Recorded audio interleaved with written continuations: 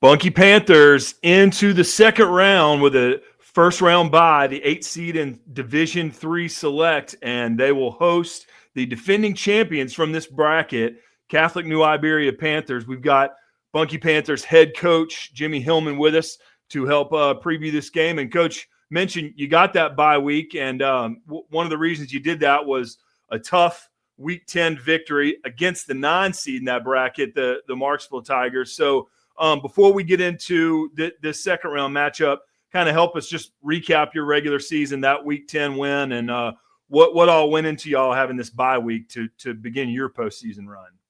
Yeah, Week 10 played Marksville here in Bunkie. Both of us 8-1.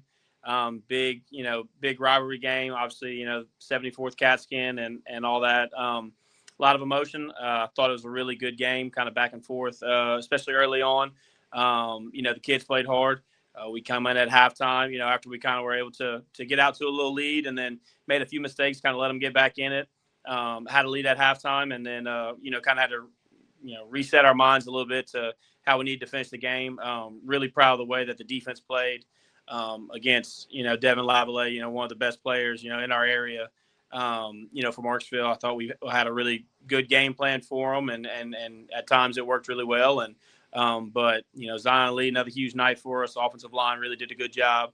Made a few passes when we needed to, and were able to capitalize. Ron Patterson, AJ Perry with some touchdowns. So good night of football. We're able to finish the regular season 9-1, secure that 8 seed. Which is always good. The bye weeks I thought we had a great bye week this last week, but it is sort of a challenge. But look, when you get into the playoffs, it's just about making it to the next round. So if you can secure a bye and get to the second round of the playoffs without having to actually play a team, that's a victory right there. So go further into that. How do you define a good bye week? What about that is something where the coaching staff looks back and say, okay, we didn't get to play a first round game. We earned that right, but how were y'all productive, and what defines a good bye week? Well, this is our third time doing this, so I have a little bit of experience now. I thought the guys were really focused. We were able to give a little bit of rest to some guys that kind of needed it, after a long regular season, but really able to slow down and kind of focus on some things that we need to work on ourselves, kind of regardless of the opponent. Obviously, Catholic is a really good team. We had a feeling that they would win, so able to get a little bit of a head start there, but all of the major game plan and stuff like that will still happen this week normal, and get everybody out healthy. I mean, look, we kind of battled the last 2 years of trying to have a competitive bye week to keep guys in rhythm. And last year had a practice injury, and the same thing 2 years ago. So everybody healthy. We were able to correct some things that we needed to work on. Good focused week, and all the guys are ready to roll for this week. Looking at this second round matchup against Catholic-New Iberia, like we mentioned, the defending champions last year, y'all's road last year actually ended against the runner-up Dunham, who lost it to Catholic in the finals. Similar mascot, similar colors, similar actually, looking at this preview, similar offensive and defenses as far as numbers go. What separates these two teams, and where do you think the biggest elements of this second round matchup lie? Offense, defense, or other? Yeah, look, really good team, really great program. I was talking with Coach DeZormo earlier today, about the logistics of the game, and then we both kind of laughed that, watching each other on tape, it's very similar, the two teams in terms of offense. They have a really good running back, very capable quarterback, some good receivers that they can get the ball to, but a good offensive line and a running back that really can kind of make or break the game. Very, very similar to us. Defense, they kind of do. We're a lot more basic than them. They do a lot of things, but they do it really well. In particular, stopping the run and making creating turnovers. Which is something that we pride ourselves on as well. So great matchup. It's kind of funny to have them in the second round.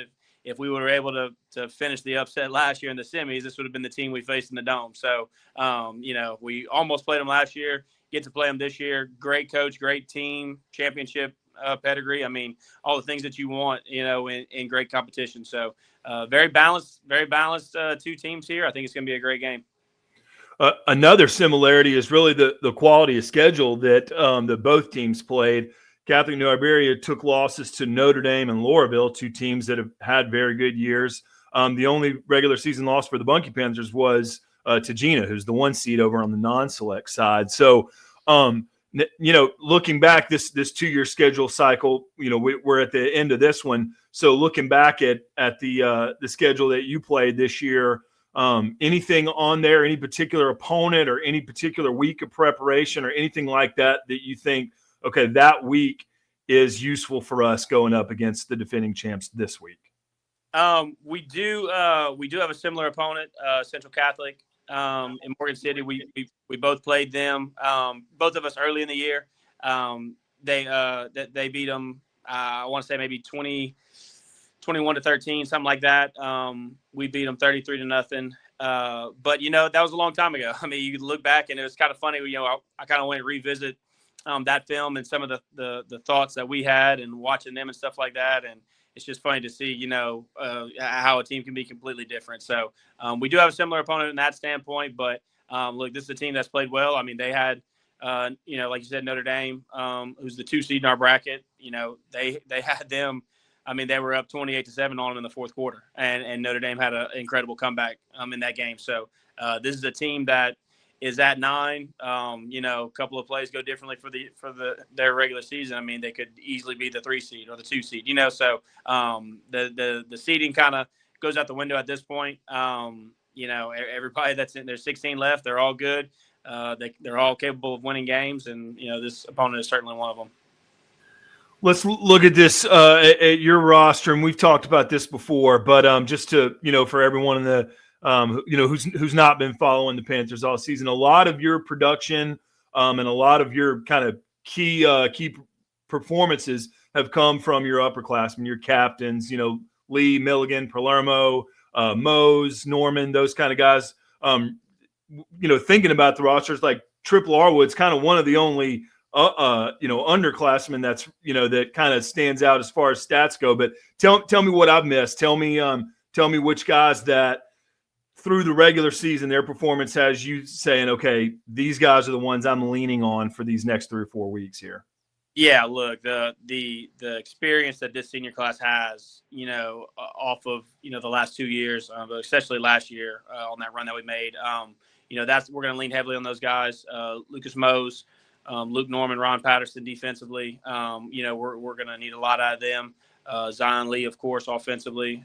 Zion's at 1,500 yards and 29 touchdowns this year, and is right on the brink of breaking the single season rushing touchdown record, which is at 30. So hopefully he can break that on Friday. But we're going to lean on those guys.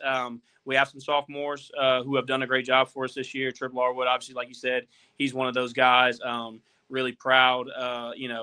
Austin Fitzgerald has taken back over at quarterback, the last few weeks and has done a really good job for us as a sophomore.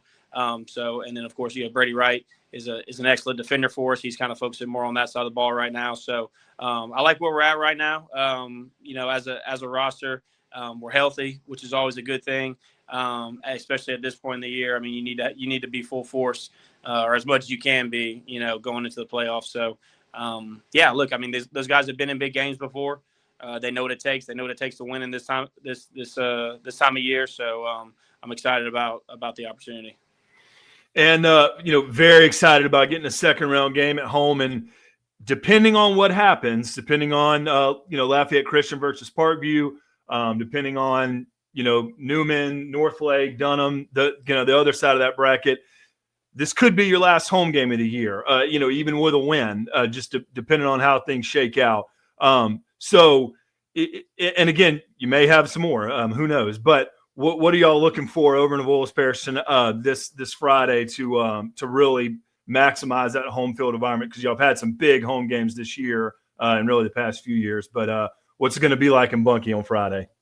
Yeah, it's going to be electric. I mean, we're going to pack the house. The Grove's going to be packed. It's Sunday right now. I'll probably have a couple of vehicles parked out in line by the middle of this week, getting ready to hold their spots. So, no, it's going to be electric. it outside of an act of God, this was going to be our last time at home right here, more than likely as the 8 seed. So we know we'll be on the road, every step of the way after this. So those seniors know that, like, this, there's more than likely this is going to be the last time they're playing at home. So I'm expecting a big crowd.